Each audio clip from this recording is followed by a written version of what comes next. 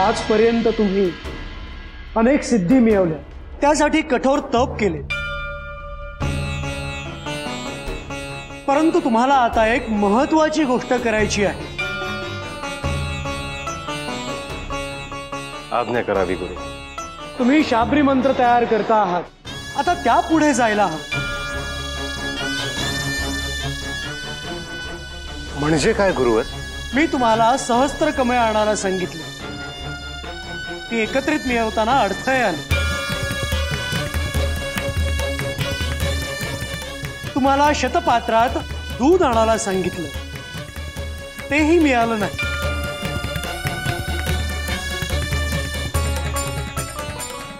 यापुढे जे प्राप्त करायचं आहे ते सहज प्राप्त करून घेता यायला हवं।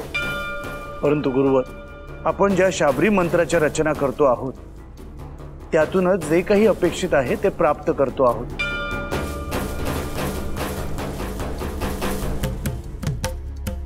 त्याच्या पुढे जायला हवं। यानंतर प्रत्येक दैवताच्या बीज मंत्राचा उपयोग करून म्हणजे त्या त्या दैवताकडे तुम्हाला जे हवं ते मागू शकता। कोणतं दैवत तुम्हाला काय देईल हे तुम्हाला चांगलंच ठाऊक आहे।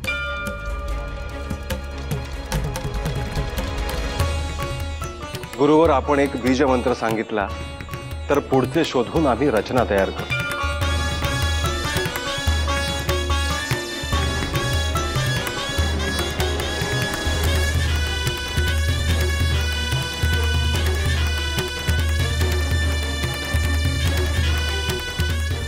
ये मच्छिंद्र,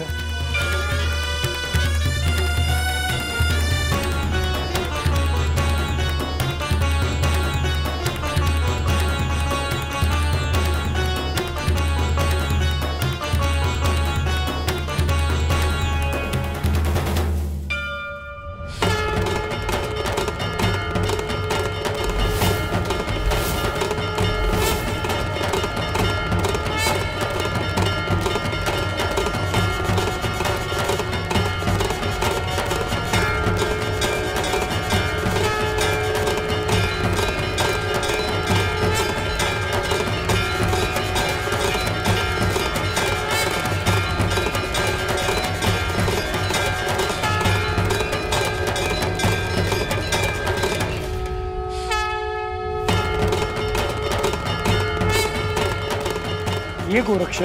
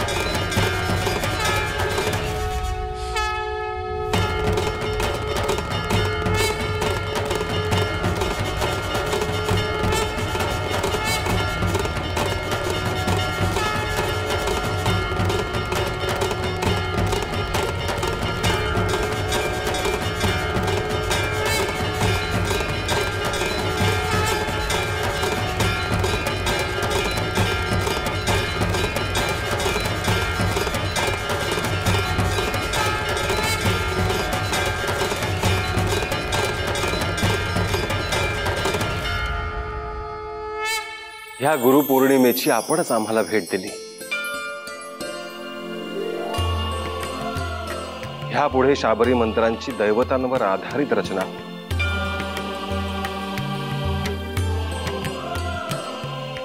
गुरुदेव, माझी अशी इच्छा आहे की ह्या शाबरी मंत्रांचा वापर करून ते पदार्थ निर्माण करून आपल्या चरणी जर अर्पण केले तर गुरुपौर्णिमा साजरी झाल्यासारखं होईल।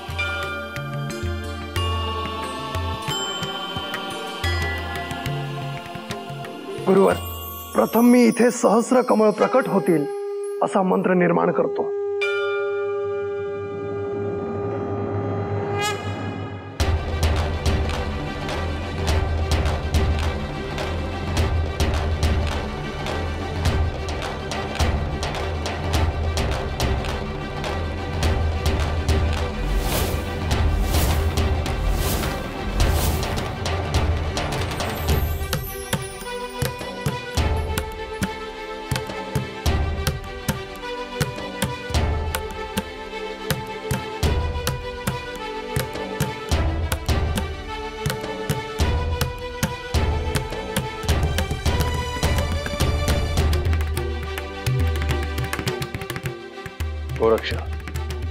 आता इथे दूध प्रकट होईल ह्यासाठी अन्नपूर्णेला शाबरी मंत्र अर्पण कर.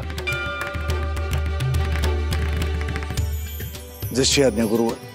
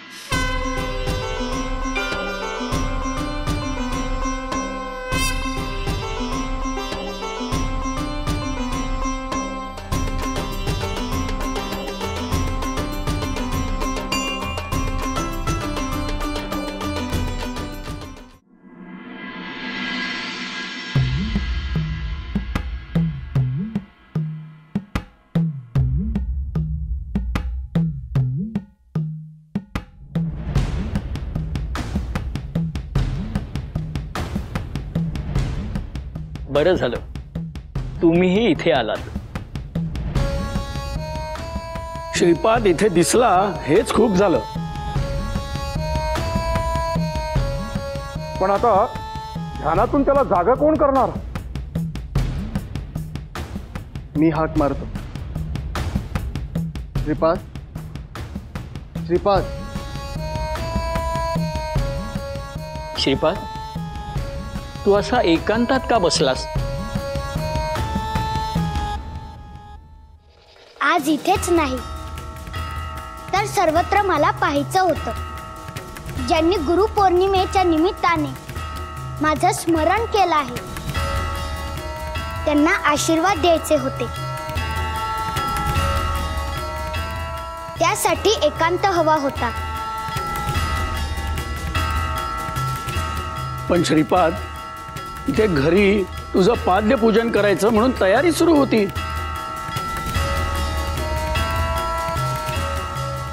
हो, मला ठाऊक आहे. तरीही तू इथे का आला? कारण तुम्ही मला गुरु म्हणून आणि मी तुम्हाला शिष्य म्हणून स्वीकारले नाही.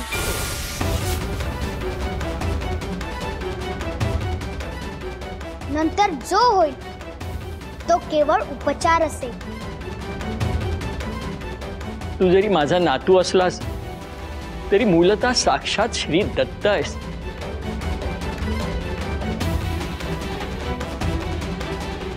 माझाही तोच प्रश्न आहे. मलाही तू गुरु म्हणून मार्ग दाखव.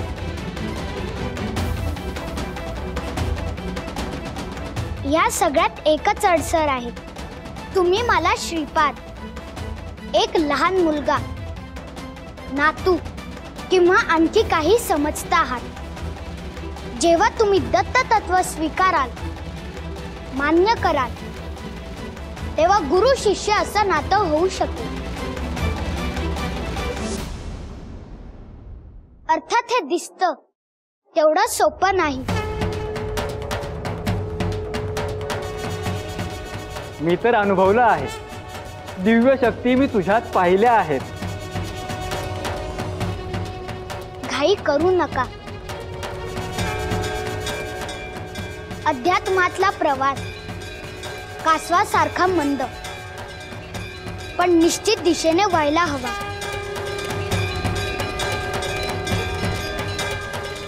श्रीपाद, आमचा नमस्काराचा स्वीकार कर. हो.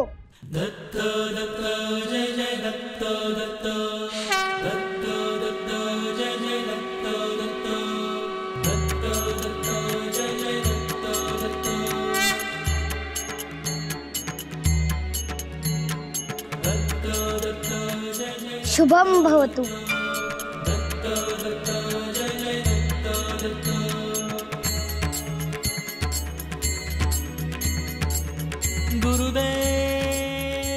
शुभम भवतु.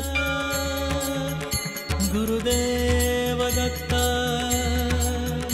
गुरुदेव दत्त.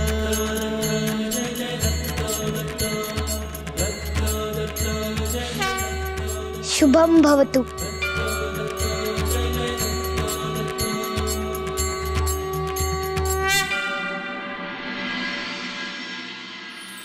कानिफ, आता गुरुपौर्णिमा झाली आहे. तू तुझ्या स्थानावर जा. हा क्षण येऊ नये अशी माझी इच्छा होती, परंतु तो आलाच.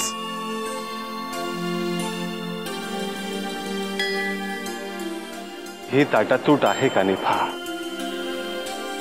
परंतु तुझ्या स्थानावर तू आनंदाने जावस.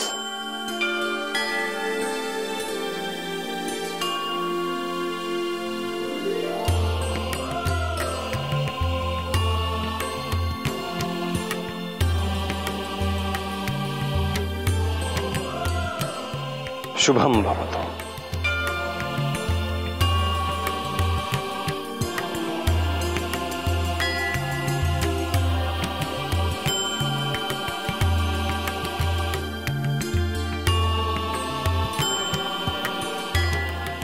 शुभम भवतु.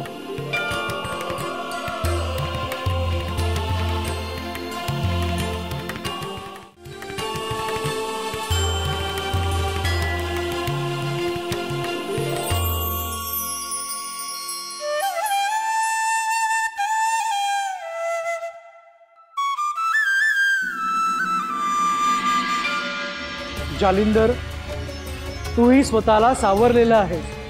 कानिफ पासून दूर जायचं आहे हे तुझ्यासाठी सोपं नाही. अजून तो दिवस आठवतो मला, जेव्हा तू हत्तीच्या कानातून तू त्याला स्वतःकडे घेतलं. हे प्रबुद्ध नारायण, या सृष्टीत आपले स्वागत आहे. श्री दत्त महाराजांच्या आज्ञेने आणि श्री महादेवांच्या साक्षीने आवाहन करतो आहे.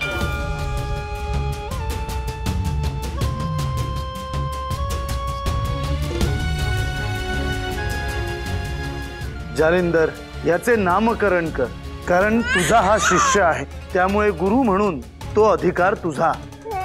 हत्तीच्या कानातून जन्म झाला म्हणून कानिफ, आणि नाथ परंपरेत प्रवेश झाला म्हणून नाथ, अर्थात कानिफनाथ. त्याच्यासाठी आई बाप दोन्ही झालास. कानिफला जेवढं अवघड जात आहे त्याहीपेक्षा कितीतरी पटीने तुला अवघड जात आहे, कारण तू गुरुपदावर आहेस आणि डोळ्यात तुला अश्रू आणता येणार नाही. उलट तुलाच त्याचे अश्रू पुसायचे आहेत.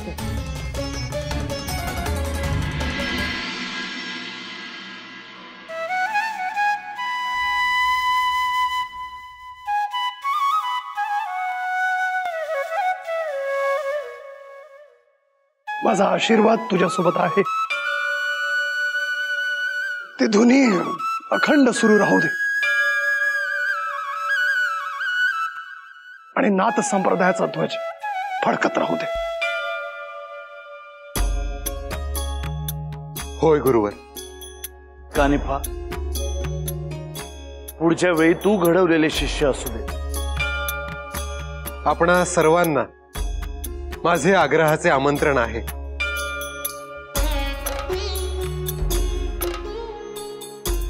आम्ही नक्की येऊ कानिफनाथ. तुम्ही एकटे नाही आहात, आम्ही सगळे आहोत सोबत. कानिफा, प्रस्थान कर आता, विलंब नको.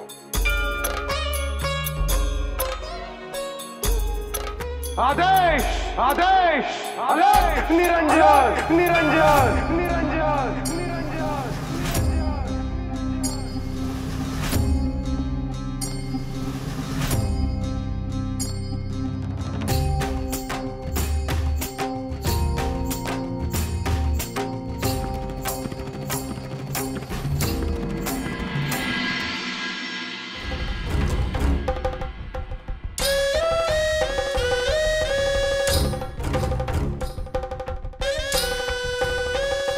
हे गुरुदेव, तुम्ही आज्ञा दिली त्याप्रमाणे मी इथेच बसून आहे. हा होम विझू दिला नाही आजवर जशी शिवपिंडीची पूजा करत आले त्याच श्रद्धेने हा होम प्रज्वलित राहू दे हेच पाहत आहे। तुम्ही कुठे आहात? तुम्ही कधी येत आहात? कोण जाणे का? मला असं वाटत आहे माझ्यातून प्राणशक्ती कमी होत आहे, परंतु केवळ इच्छाशक्तीमुळे मी इथे थांबले आहे।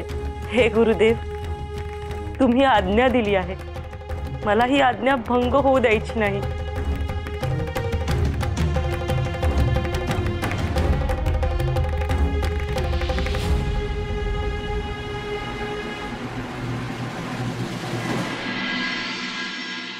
गुरुवर, आज्ञा असावी, आम्ही देखील प्रस्थान करतो। काही अंतर एकत्र प्रवास करू, मग जातो। पुन्हा लवकर भेट होते ना होते।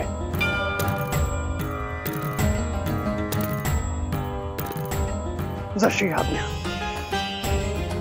श्री दत्त गुरूंनी जे सांगितलं आहे त्यावर चिंतन करू, बोलू, त्यानंतर आपण गेलात तरी चालेल। गोरक्षनाथ, तुम्ही म्हणाल तसं। मार्गात कानिफनाथांचं स्थान कसं आहे ते सुद्धा सांगा, ऐकायला आवडेल। नक्की, अद्भुत भूमी आहे ती।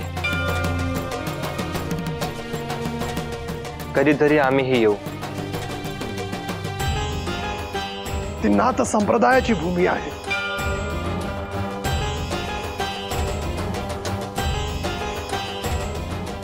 चला प्रस्थान करूयात।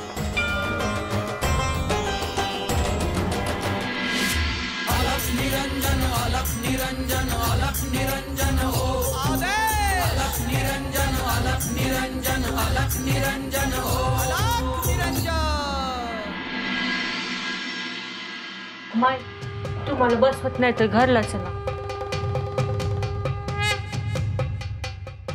नाही, मला कानिफनाथाने जबाबदारी दिली आहे, ती पूर्ण करेन आणि मगच जाईल। आहो माई, आम्ही हाय की इथं, होम येजू द्यायचो नाही।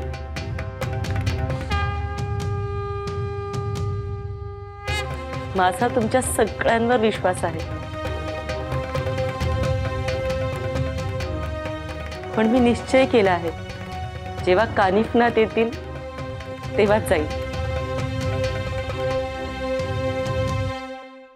माई, तुमची इच्छा आहे नव, मग तसंच वय। थांबा इथं, पर 2 घास खाऊन तरी घ्या।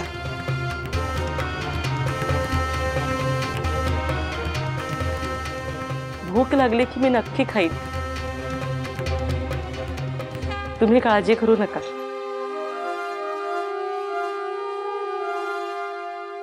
काळजी कशी करू नका? मी बघितलंय मगा, अंग तापलंय नुसतं।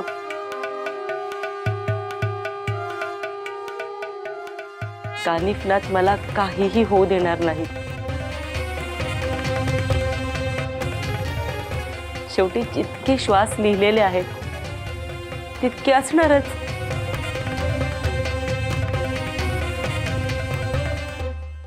माई, असं काय बी बोलू नका। अहो, आता कुठे समजा मार्गी लागतंय। बाय माई, आपल्याला अजून कितीतरी गोष्टी करायच्या आहेत। तुमच्यासाठी इथं बी एक घर बांधायचं आहे।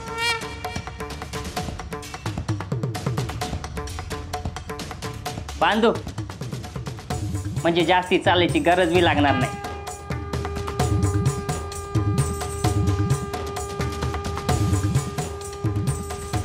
तुम्ही सगळ्यांनी मला इतकी माया दिली तीच खूप आहे माझ्यासाठी। अजून खरंच मला काही नको। मी राजवाड्यात राहिले, सेवक सेविका धन सगळं होतं, पण तुम्ही इतकं प्रेम दिलं असं दुसरं कोणीच भेटलं नाही.